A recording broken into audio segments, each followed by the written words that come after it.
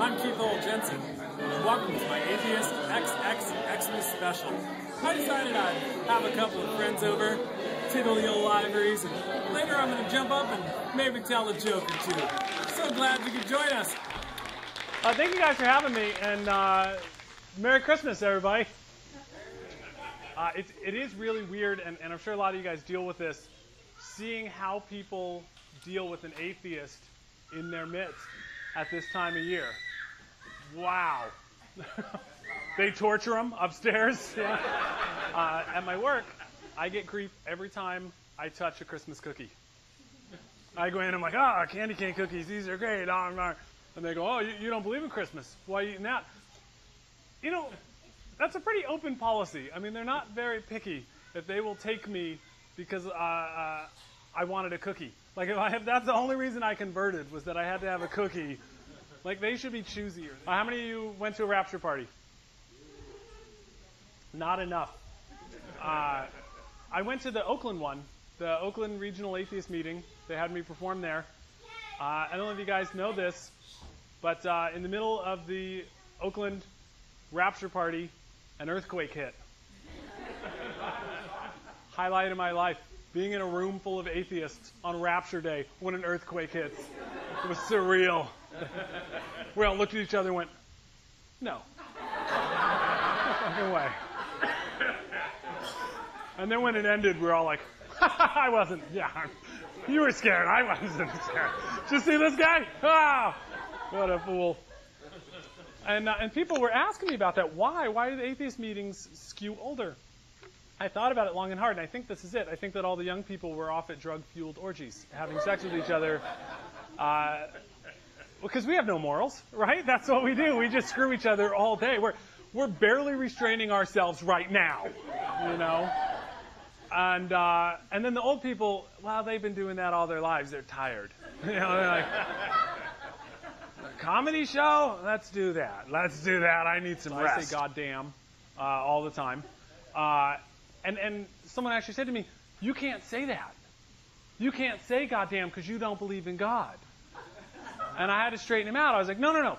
You can't say it because you do. Guess what? I get to say whatever the fuck I want. It's awesome. You should try it. These are real live conversations that I've had with religious people. Hi, I understand you're an atheist, and I want to respect that, you know, because I love all people, and I want to know, would it offend you in any way if I were to pray for you? No? I don't believe in it, so why would, you know, it's innocuous at best, and it's sweet, and I know how it's intended, so it's fine. Fine, thank you. I appreciate it, actually. Listen, if it would make you feel any better, I can let you know that I actually talk about you behind your back to real live actual people.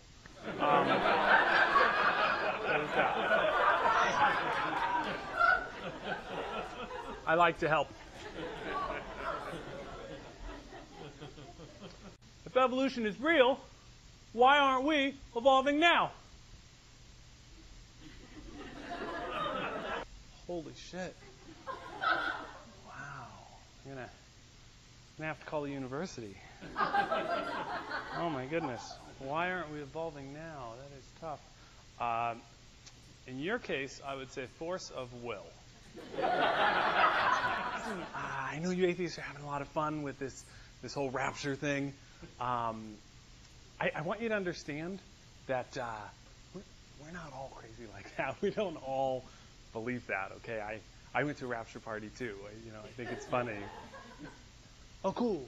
Thank you. Thank you for letting me know that, because it was frightening thinking that you guys all believed like that. I actually thought that all of you believed that there was this vengeful guy up there and he was going to come and burn us all on that specific date and just completely destroy the whole place, and then take up the good people and leave the rest of us to suffer for the rest of our natural lives, after which we would burn forever and ever for all eternity, and you guys would be up there partying. Somehow your spirit's not dampened by our torment down below. I thought that you guys all believed that was going to happen.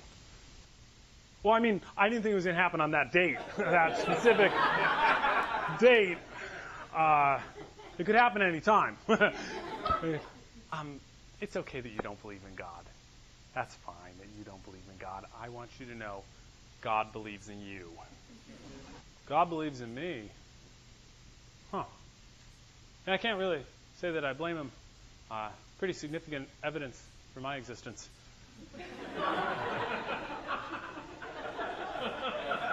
Smart God you got there. Go with that. Did you guys hear Catholic priests have started knocking on doors now? Yeah, I got my first one last weekend. I got the knock at the door, and I look through the doorknob, the door hole, people, and I see a priest standing out there. And I thought, holy shit, they're taking a tip from the Mormons. They are desperate. This is amazing. And I opened the door, and I said, how can I help you, Father? And that's when I realized that they're actually only going door to door because they're required by law to let you know that they're in the neighborhood. And so, different sort of thing. It's a good year for international affairs. What do you guys think of France? France made the burqa illegal. And thank you, Americans. Thank you for not applauding, because it's horrible. It's an affront to civil liberties. The biggest reason I object to it has nothing to do with all the crap that's coming out of my mouth right now. Really, it's just a fashion thing. France is supposed to be the fashion capital of the world, and they outlawed the burqa, but sweatpants that say juicy on the butt are still totally legal. Wow. Come on, France. Priorities. Men can still walk around in sandals and cargo pants, which atheists in particular are guilty of. You don't need that many pockets, boys, all right? Put them away. And then when you go to shorts, but you still have the cargo pants pockets, that's unnecessary.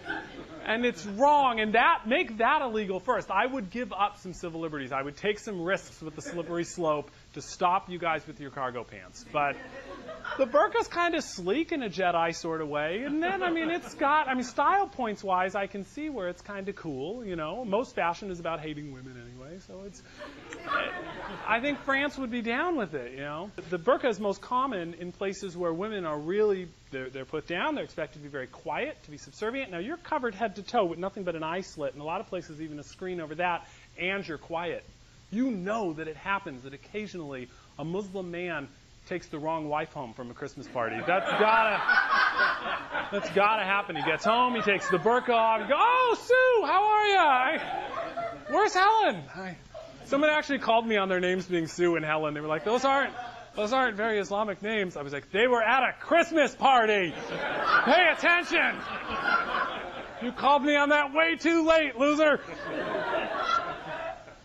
Germany really took the cake, though. Did you guys see the Chancellor of Germany? I'll screw up her name, but Angela Merkel coming out saying multiculturalism is dead?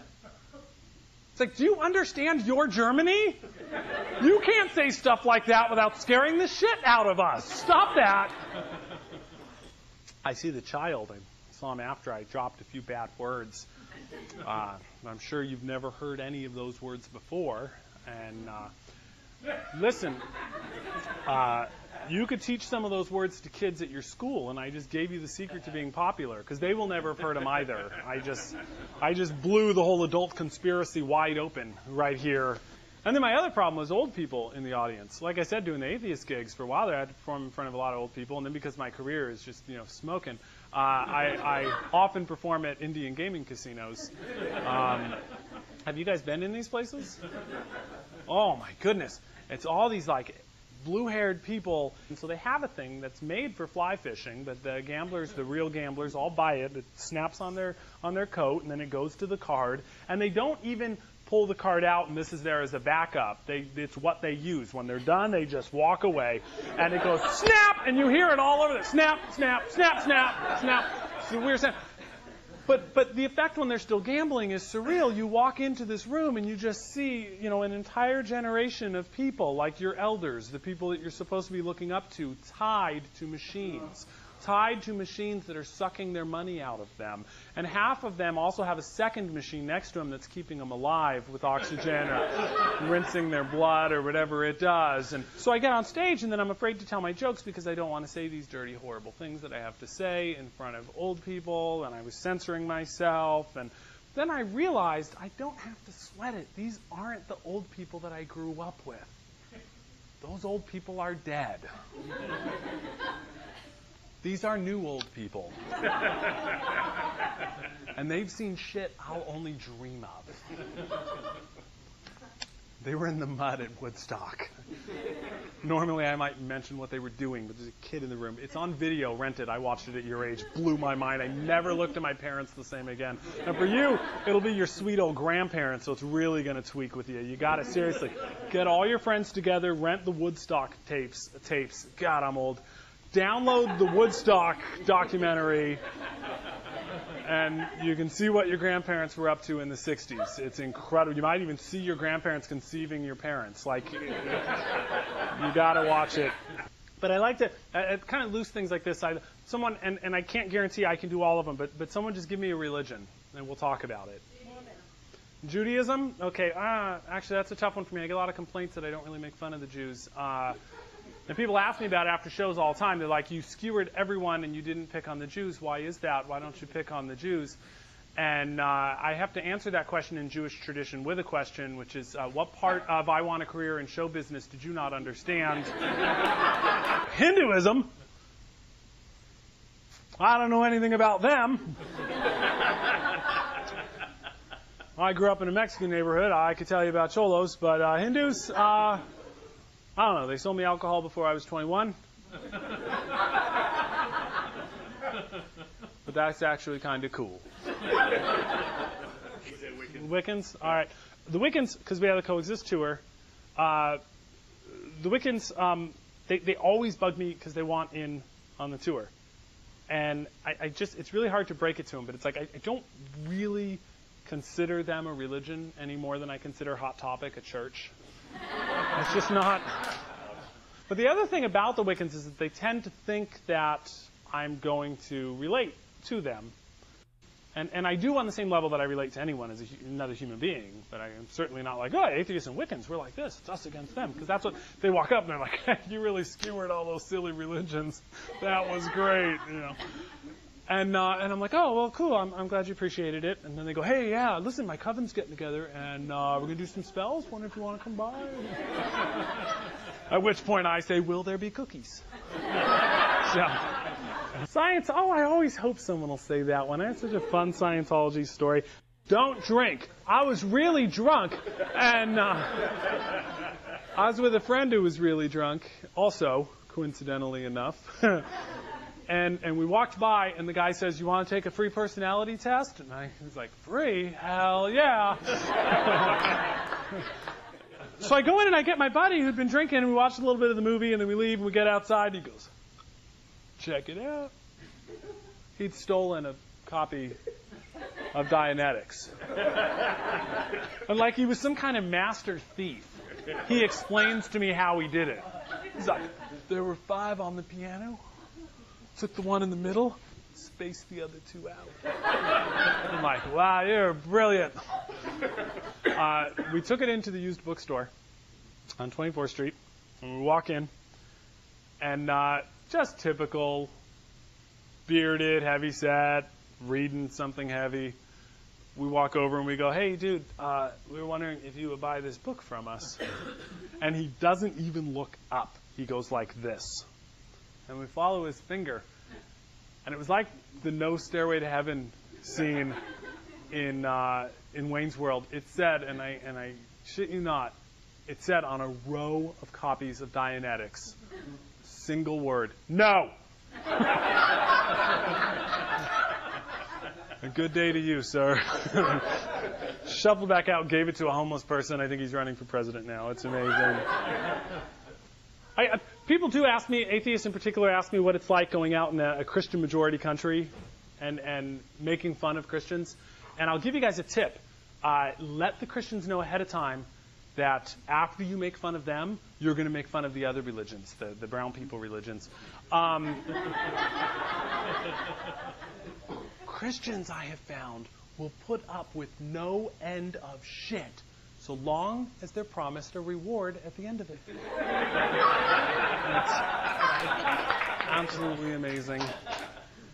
And then I fight with a lot of atheists about this one, but the other thing I would encourage you guys to do before this holiday season is over, hug someone of some faith or another. And I mean it. And so I'm not saying you have to go to them and lie to them or be any less obvious in your critique, but also love them and just tell them you do want to party with them. And when they come and they bitch that you have this sign on your... invite them in and give them some cookies. And if we can all do that, I think things get a little better. Thank you guys so much. I appreciate it.